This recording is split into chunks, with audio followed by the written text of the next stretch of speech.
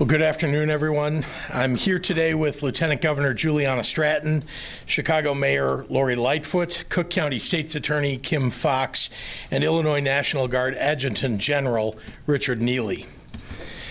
Early this morning, Mayor Lightfoot requested deployment of the Illinois National Guard to assist the city of Chicago in its work to protect communities and keep people safe. As governor, it's my job to respond when our municipalities ask for assistance, so I have activated 375 members of the Illinois National Guard to carry out a limited mission to assist local law enforcement with street closures. With regard to protesters who are exercising their First Amendment rights, the Guard has explicit direction not to interfere. They will operate under the most stringent parameters on use of force, and General Neely has made those parameters abundantly clear to members of our National Guard. The city of Chicago, like so many other communities across Illinois and across the nation, is grieving. Grieving for George Floyd, but also for Breonna Taylor, for Ahmaud Arbery, for Alton Sterling, Eric Garner, Tamir Rice, for the countless others who have been killed for being black in America. I also want to recognize that Illinois, as well as other parts of the nation, is coming off the peak of a pandemic that has disproportionately taken black lives, a pandemic that has caused record unemployment disproportionately in the black community. These are enormous weights that nobody should have to carry. It's not lost on me that the peaceful protesters who have been out over the last few days weighed the risks of the pandemic against coming out to speak their truth, and they chose to gather anyway. To them, I want to say, I see you, I hear you, I understand why you made the choice that you made. I encourage anyone who took to the streets to make their voices heard to now isolate to avoid potentially infecting the people that you love. I also encourage those who start exhibiting symptoms to take advantage of our free state testing services for COVID-19, available at dozens of sites throughout the city of Chicago. I also think it's important to recognize that for much of the day yesterday, the protests here in Chicago were beautiful, massive, and peaceful. That is as much a part of the story of what's happening in this city, in this country, as anything else. But late in the evening yesterday, the protest became about violence and damage.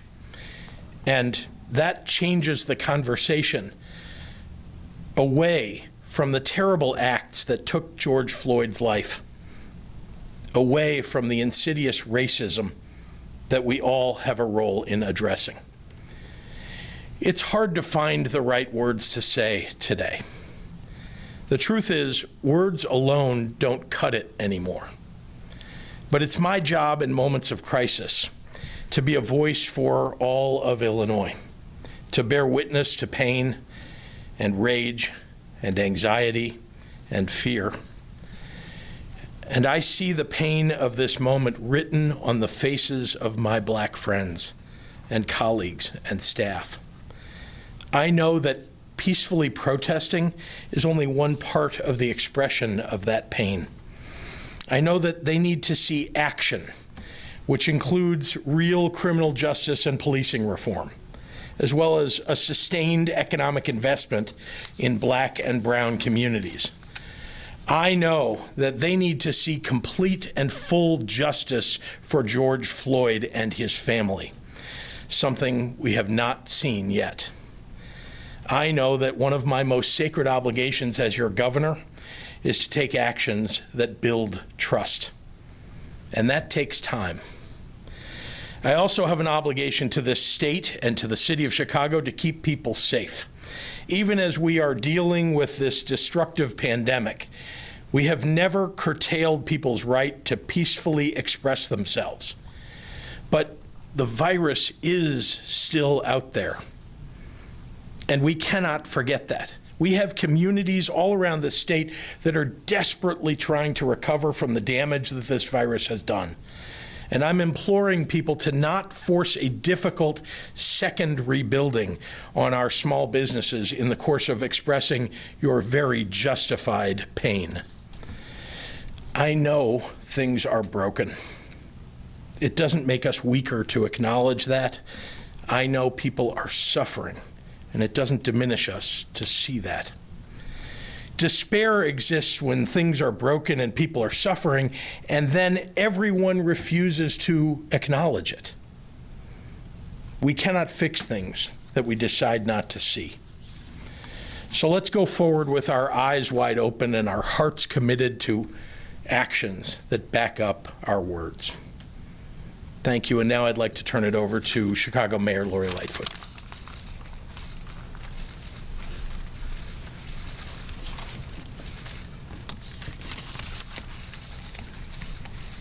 Thank you, Governor Pritzker, for your leadership and your incredible support during this very difficult moment in our city and really for our entire state.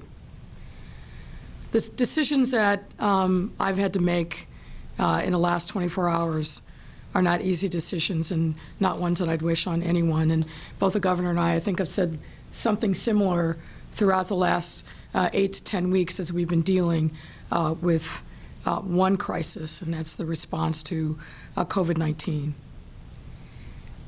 And one of those difficult decisions yesterday was after a lot of conversation with the superintendent of police and assessing the circumstances on the ground, reaching out to the governor and asking for the support of the Illinois National Guard. And I want to be clear and emphasize what the governor himself just said. The Guard is here to support our police department.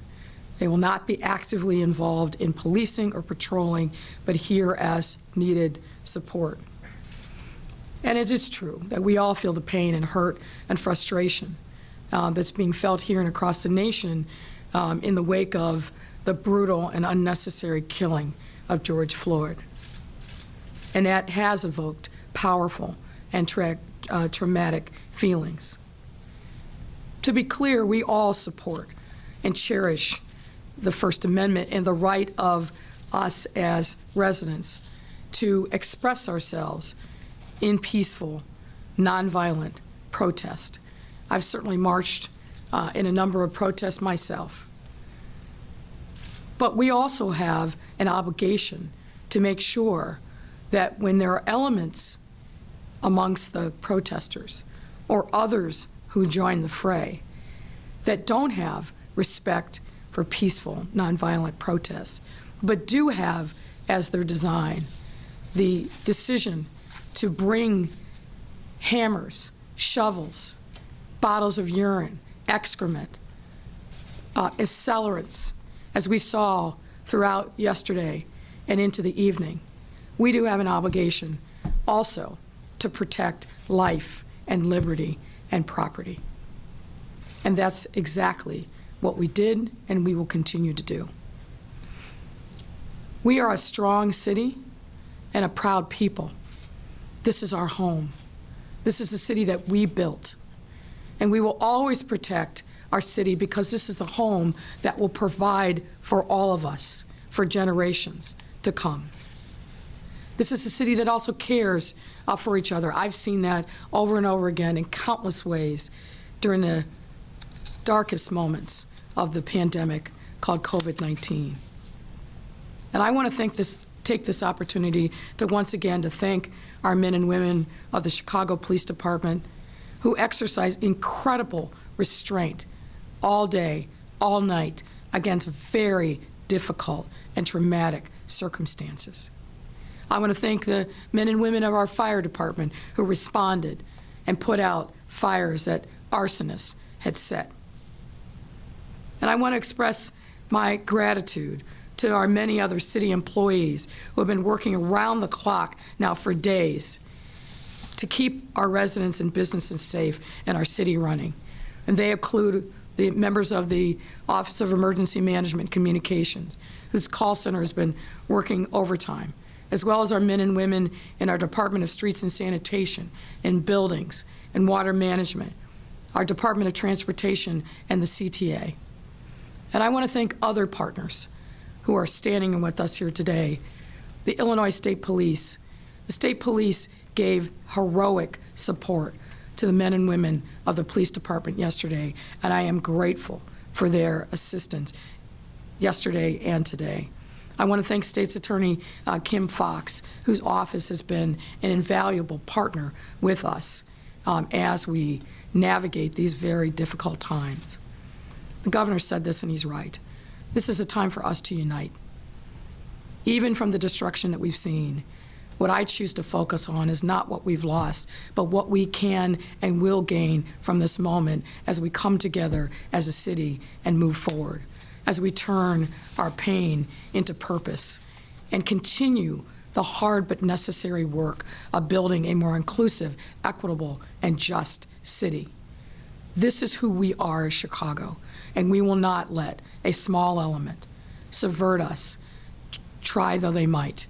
We will stand and rise above this moment. We will support our people who want to raise their voices in peaceful protest, and we will never, never allow an element to conflate that noble and righteous expression of who we are as Chicagoans and as Americans with the lawlessness that we saw last night. And we're not going to let that element take over our city. And at this time, I invite General Neely to the podium. General.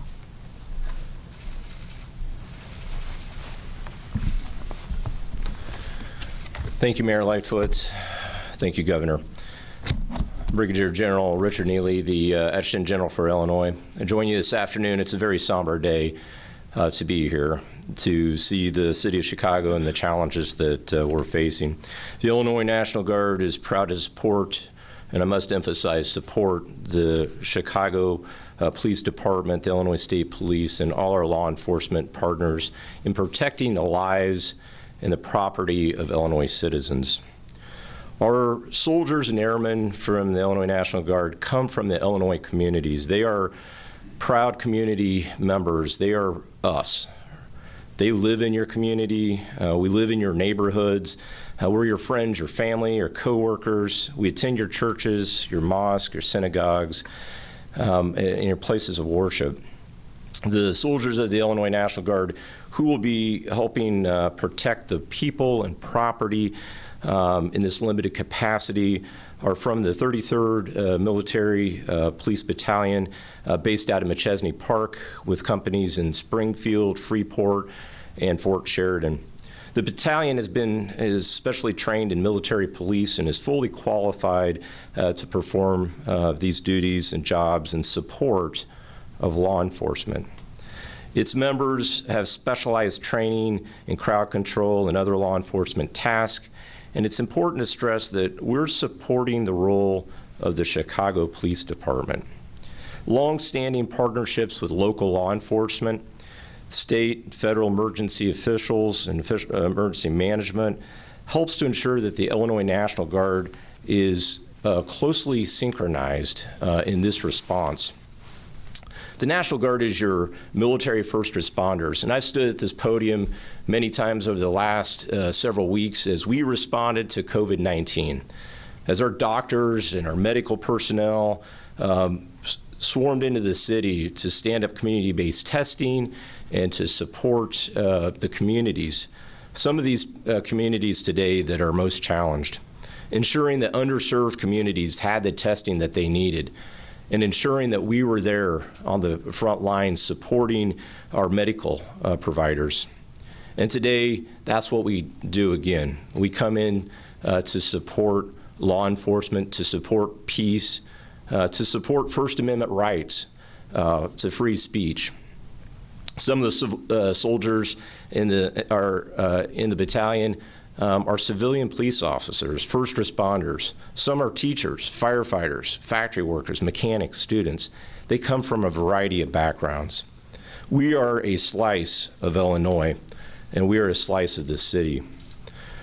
We are here to carry out a limited mission at the request of Mayor Lightfoot and the governor to help manage street closures so that those protesters will not interfere with those who want to exercise their First Amendment rights. In fact, we are committed to protecting every citizen to ensure their rights are not stepped on, whether here in Illinois or while deployed overseas. Today, the first contingent of the National Guard members have already arrived. They're fully equipped to protect themselves for this mission, as well as against COVID-19. The risk associated with the current mission have been addressed. Each soldier has been given strict guidelines, as the governor outlined, with the use of force. And we will not, during this teleconference today, discuss those guidelines or policies, and that's really for the protection of our soldiers who are on the street and to ensure their safety. We are here to help, and today will be followed by Ms. Fox, State's Attorney. Thank you.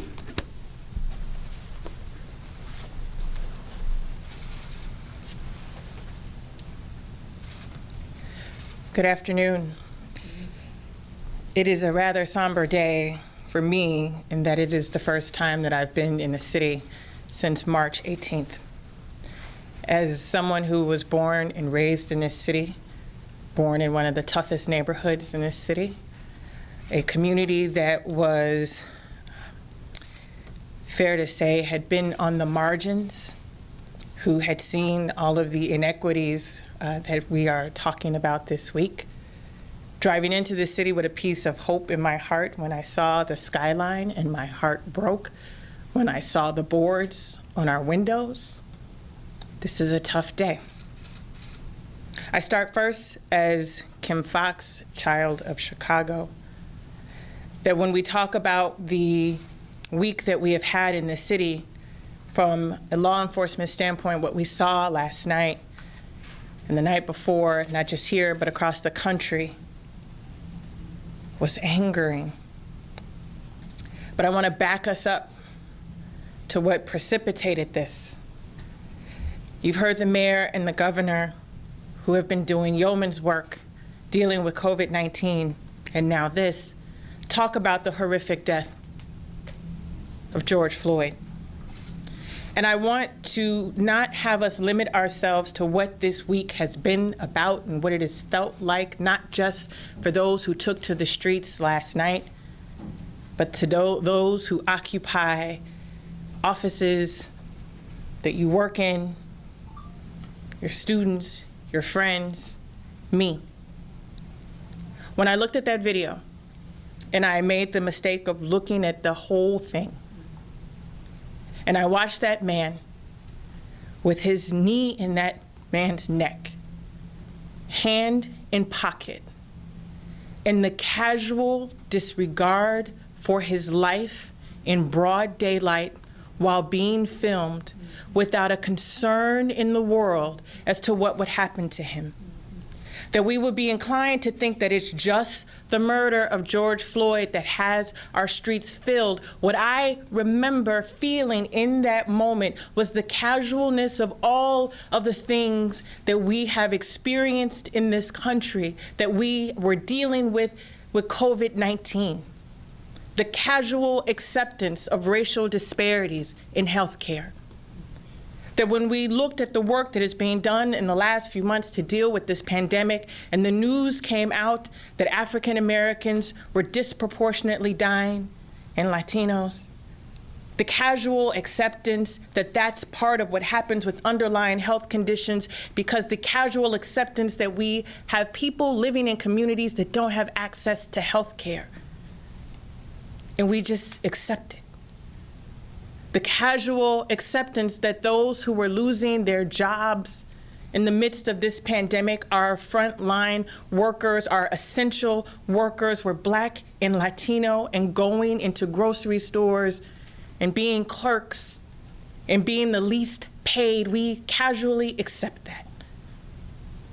We casually accept with a hand in our pocket That the last time there were major riots in the city of Chicago in the 60s on the west side, where we have seen burnt out buildings that remain and economic disinvestment continue, that those folks we know had been the victims of historic discrimination and redlining that brought Martin Luther King to our neighborhoods in the 60s before I was born, and we still see the same levels of discrimination today, with a hand in our pocket looking into the camera as though nothing's gonna change. I say that because I was not okay this week when I saw George Floyd on that ground. Because it wasn't just about the names that were enumerated earlier today, that when we talk about Rekia Boyd or Laquan McDonald or those names here in the city, it is bigger than that. And it requires me to say that even in the response of what we've seen in the last couple of days, for context, for those who don't understand what's happening, it is bigger than that. To watch a man casually take the life of another under the color of law as a law enforcement professional and as a Black woman and a child of Cabrini, my heart broke. What we have seen in this country are broken hearts and anger at the continual cycle that we have seen of the casual acceptance of systemic racism in this country. People are angry. I am angry. What is not acceptable is what I saw last night. That there will be those who will try to exploit the anger and the mourning, and as the mayor has said, the righteous indignation of what has been happening in this country, exploited for their own good. Whether it is those that have come here to sow discontent, who would have the audacity to write Black Lives Matter on buildings when they don't at all feel that, who would use this as an opportunity to sow that discontent, to distract from what the real issues are, to use criminality to poison the conversations around what we ought to be talking about. That the last 24 hours, we've been talking about buildings and not policy. That the last 24 hours, we've been talking about structures and not structural racism. That for the last 24 hours, we have watched our neighbors have to shovel up glass and rebuild after already having to endure closures due to the pandemic. I want us to be clear. We are working with our partners in the Chicago Police Department who have demonstrated extraordinary restraint. I've watched the national coverage. I've seen other cities. And I remind us that this is a test, that restraint is what is required. And we've met that test here. And that we will hold accountable those who are seeking to exploit this moment. That those people who took to that street yesterday and exercised their First Amendment right, mothers with children, elders who were there, who stood toe to toe, but did it without crossing the bounds. That's what this is about. And I don't want us to forget that for a moment. I don't want our Twitter fingers to only tweet about the images that there are some who only want us to see, because we will continue in this perpetual cycle. We will continue this thing that we do, the sensationalism of what this is. And this, ladies and gentlemen, is awful. This is our home. And these people who've come in to try to disrupt that, the organized elements who care not about systemic issues, but shoes for profit. It's not what this is about. When we look back at this time, years from now, I have 4 teenage daughters who are frightened out of their mind. And I tell them what this is about because they say, well, I thought it was about this man who died.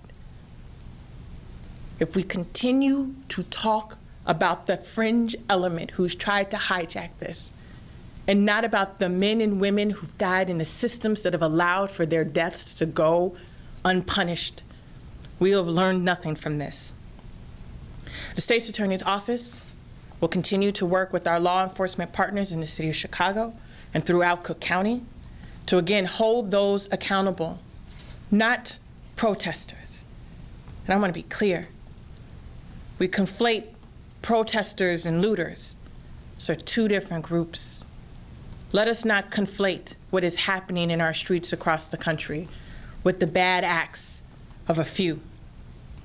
And I know we know that language because we've heard about bad acts of a few versus systems use the same rhetoric when talking about those who are taken to our streets right now, and not conflate them with those who seek to do harm. I'm grateful to be back in the city today and to stand with these strong leaders who have guided our city and our state during some of the most difficult times of our lifetime and are now helping us forge a path forward to reckon with the underlying issues that have us here today.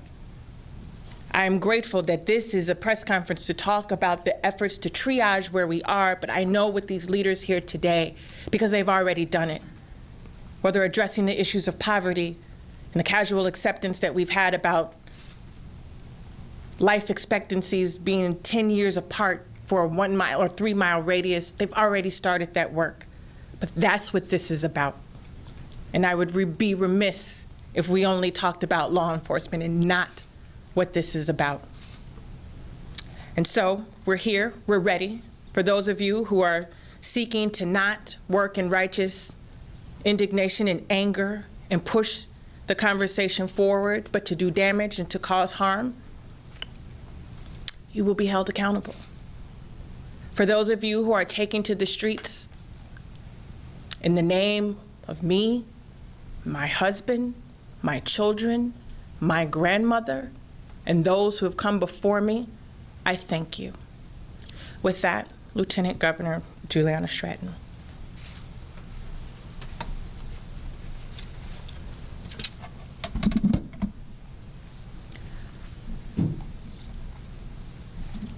Good afternoon, and thank you, State's Attorney Kim Foxx, for your remarks. And of course, thank you, Governor Pritzker, and to Mayor Lightfoot, as well as General Neely. Thank you all for your leadership. As an American, an Illinoisan, and Chicagoan, I know that so many of you share the feelings of exhaustion, frustration, and anger that I have in the wake of George Floyd's murder. And I stand with those who have taken to the streets to peacefully protest and raise their voices against police brutality, white supremacy, and anti-Blackness. To those of us who live it, we know the anger is deeper than the almost 9 minutes of Officer Derek Chauvin's knee squeezing the life out of George Floyd. Those 9 minutes symbolized centuries of oppression, a history of disenfranchisement, lynchings, and murders.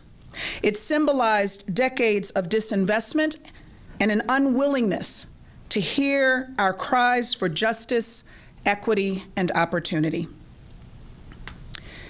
It symbolizes that George Floyd's death is stacked on top of the tragic deaths of Breonna Taylor, Ahmaud Arbery, Laquan McDonald, Eric Garner, Sandra Bland, Tony McDade, and countless others. So many hashtags. Too many hashtags. And I've shed many tears as I too deeply feel this pain. There is righteous pain and outrage over injustice and historical inequities. These emotions are real and raw, and we all feel them in the Black community.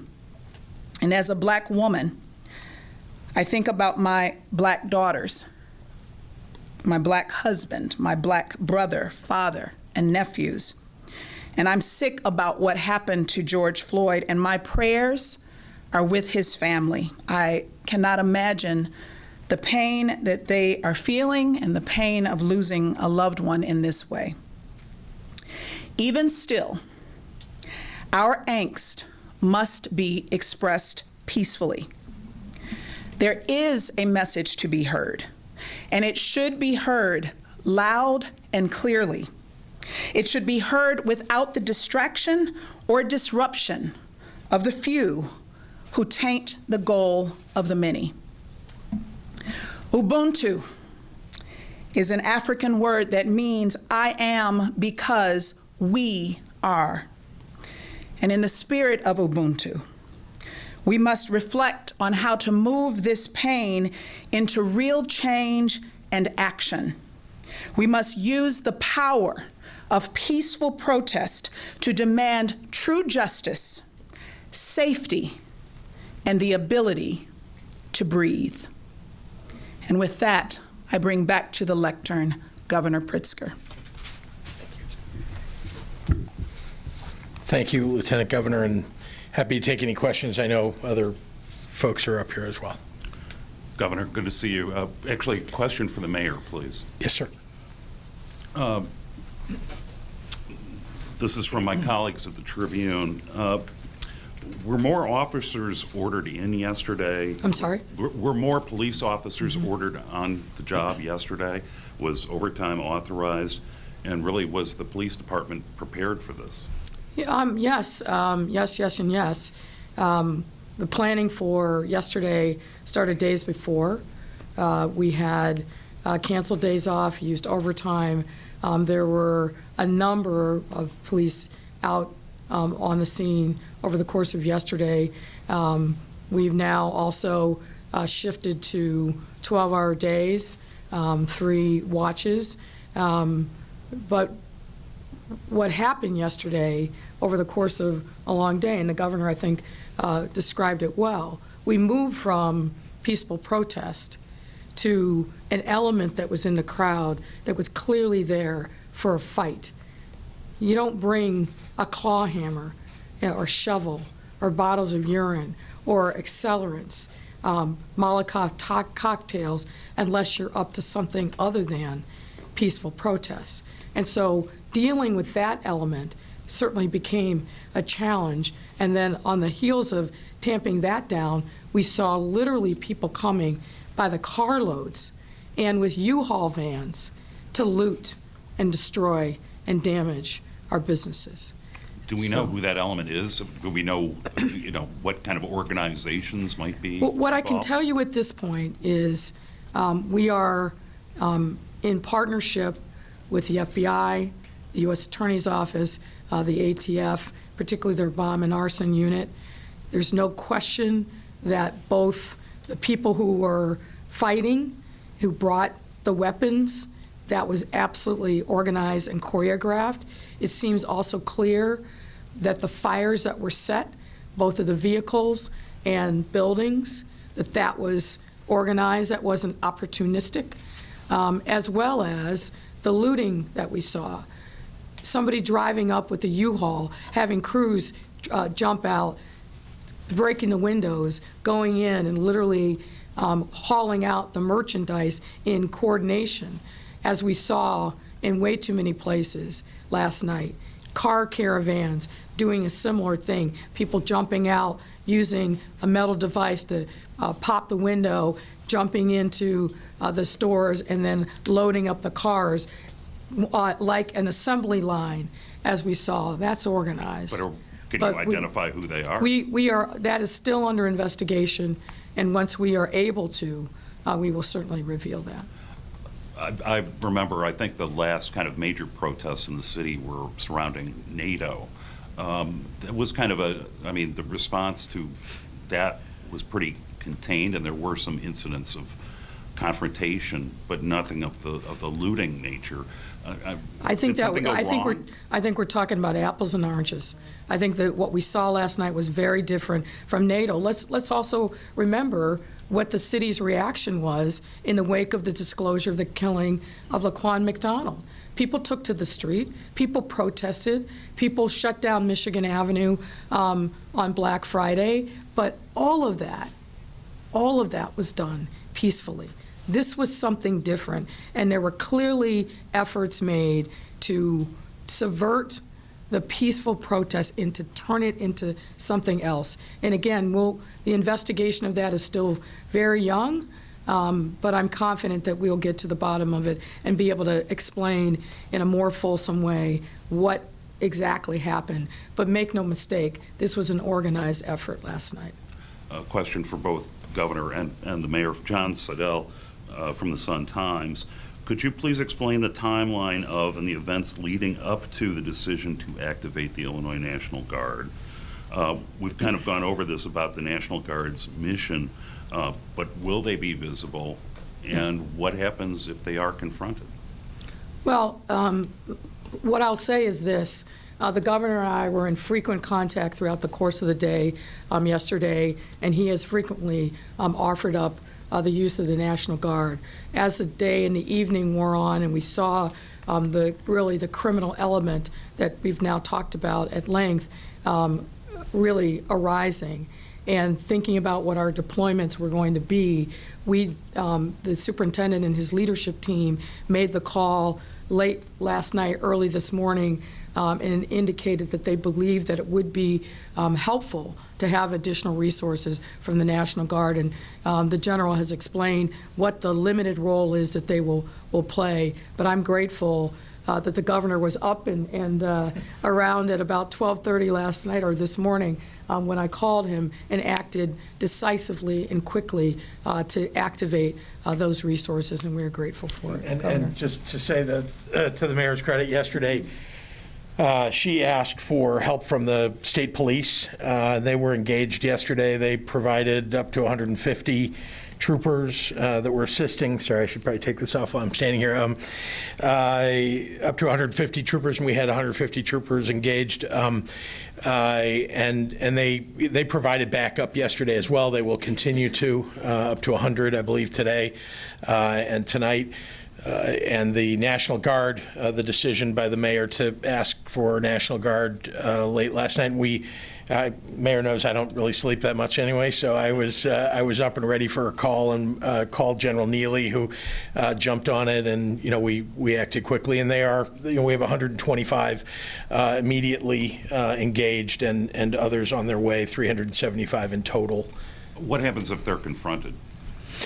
Well, their job is to provide a perimeter. They're not going to be on the front lines. There's been a lot of discussion about that and what their role would be, but they're really there to provide a perimeter so that the center of the city doesn't get overtaken the way that it seemed to in certain times last Greg, night. we're going to let Mary Ann ask a few, and then we've got to wrap this up. Thank you. There are questions of whether 375 are actually enough. We're hearing reports this afternoon of issues in Tinley Park. They've now issued a curfew for tonight. Several malls across the suburbs. Sure. It isn't just the city of Chicago. That's right. So will 375 actually be enough? Well, 375 National Guardsmen, another 100 state police, and each of us, the state police in particular, has the ability and does, in fact, on a regular basis, assist local law enforcement. But I also want to point out that there is a network of police departments in a system called ILEAS, where law enforcement agencies share resources across lines. And so for many of the other towns and cities that need additional resources, they can turn to ILEAS as well. So there really are, resources available at all levels here for law enforcement to get assistance. Dana Kozlov is asking, are you concerned that their presence will inflame the violence? I'm going to let the mayor answer that because it was her decision to ask for the help. No, I'm not. And to go back to the question that Rick asked, what happens if they're confronted, they're every bit as well trained as our officers are. They are trained to come into these circumstances. The particular assets that are going to be initially deployed are military police officers. So I have every confidence that they will show exactly the same kind of restraint that our officers do, and we're not going to let them get into a difficult circumstance that they can't handle. Dave McKinney is wondering, is there more you can tell us about whether any of the looters have known connections to alt-right groups?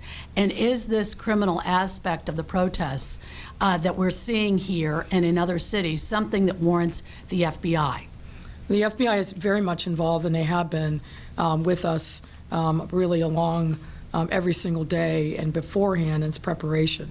We're working in partnership with the FBI, the U.S. Attorney's Office, the ATF, particularly their bomb and arson units. It's too soon in the course of this investigation for us to be able to say definitively one way or the other. As I said before, what I can say, there's no question that some of the destruction that happened last night, particularly the arsons, were absolutely organized and coordinated. We'll learn more about this over time as the investigation takes its course, but I'm confident of that so far. Mayor, you mentioned in your earlier 11 a.m. news conference about rethinking Phase 3. Yes. As even trying to get into the city is so difficult, and watching all the boarding up going on. Is Phase 3 really going to be happening on Wednesday? Should people plan on coming to work this week and going out to dinner this week in the city of Chicago? Look, I think we have to have a lot more conversations, first and foremost, with our public health officials, and we've started those conversations very early this morning. I'm very concerned about the fact that while I think the vast majority of people that gathered in the streets were wearing masks, now we could have an interesting discussion about why and who was wearing masks. But the fact of the matter is there were thousands of people on the street in very close proximity to each other who were not social distancing. We know from both the governor's, I think, guidance and transparency around how COVID is spread, certainly ours as well. There are a number of asymptomatic people that are out there. I'm worried. I'm absolutely worried about a potential outbreak as a result of what we saw yesterday. Thousands of people in cheek to jowl in small spaces is exactly the opposite of what we have been preaching now for 10 weeks' time. I'm worried about it. I think it's too soon for us to say. We are still on track for reopening on Wednesday, but if that changes, we will certainly let people know as quickly as possible. Let me also say this last piece. There are many things that were heartbreaking about what happened last night. But I will also say that for those businesses that have been closed down for 10 weeks in River North and really all over the city, that were starting to prepare, had put out, in many instances, brand new patio furniture, wanting to give their workers an opportunity to earn money and to provide entertainment for people in the city, to see their hard work and their money and resources literally go up in flame, their property reduced to kindling. That's heartbreaking. And that kind of lawlessness, as I think State's Attorney Fox said so incredibly eloquently, that's not First Amendment expression. That's criminal conduct. And my heart aches for the people who suffered the loss that we saw all over the city. Marianne, this will be your last one, and then we'll go online. I've got two. You got to let me have two. Governor, do you agree, this is from Hannah Mizell, do you agree that an indefinite curfew, something that hasn't been seen in Chicago for decades, is the right course of action? The ACLU calls it broad and vague, which could lead to, quote, arbitrary and discriminatory enforcement, and is exploring possible litigation. Well, I can say that these are decisions that get made at the local level. I think that certainly anybody who watched what happened last night and the night before, too, would have to understand the need for a curfew of some sort. And so I think that it seemed to be helpful to the police, to Chicago police last night, as there was a curfew. It really kept most of the people off the streets. The people who were breaking the curfew were, of course, the very people who were doing the damage that was done. And This is your last one. Right. Rich Miller is asking, if the protests cause an upswing in COVID cases, would you consider putting Chicago into its own region, its own IDPH region? Well, we'll have to look forward to what happens over the next 2 to 3 weeks. But I am deeply concerned, and the mayor said it, I said it in my remarks, I am deeply concerned that when you gather people together, large groups of people, even when they're wearing masks, in very small or large groups in spaces that they can't socially distance and don't, we do run that risk. And so we'll have to look at this going forward. But I at the moment, we're not heading backward. But I think that it is a warning to everybody that is protesting, just to, that if you could, have the decency to spread out in the process of doing it. Of course, the lawlessness is completely unacceptable and not tolerated. But I am concerned about the COVID-19 that can spread even in a peaceful demonstration. So people should just take it easy on each other. Well, we have one question from Shia online that has been answered. Why is the reaction so much stronger to George Floyd's death than Laquan McDonald's, and is it setting the state back in terms of achieving racial equity? I think if you don't mind, Mayor. I wouldn't say, look, there was a very strong reaction to the death of Laquan McDonald, let's be clear. I was worried that our city would be up for grabs because it was coming on the heels of Eric Garner, what happened in Ferguson and other incidents across the country. We've had this accumulation without seeing progress. And again, I have to credit the state's attorney, the casualness with which this individual killed George Floyd with his hand in his pocket, knowing he was videotaped without a care in the world, seemingly. That is such a deep offense and so unnecessary. George Floyd wasn't, if you see the pieces of video that have now surfaced, he wasn't resisting.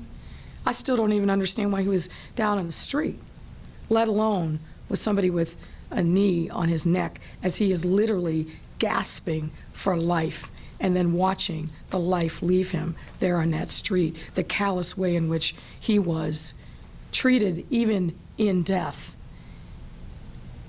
That's a hard thing to bear for anyone. And as a black woman, I can't even begin to describe yet because I'm still processing it, what that did to me. And I know what it's done to a lot of other people. And you see that then reverberated around the country. People have a right to be angry and frustrated when they see something like that because it unearths generations of pain and anger. But again, to respect that righteous anger and the death of George Floyd, we can't allow the two to be conflated. Lawlessness is not lawfulness. Lawlessness is not liberty. Lawlessness has nothing to do with First Amendment rights. And that's why I think that this has been so powerful. Thank you, everyone. Thank you.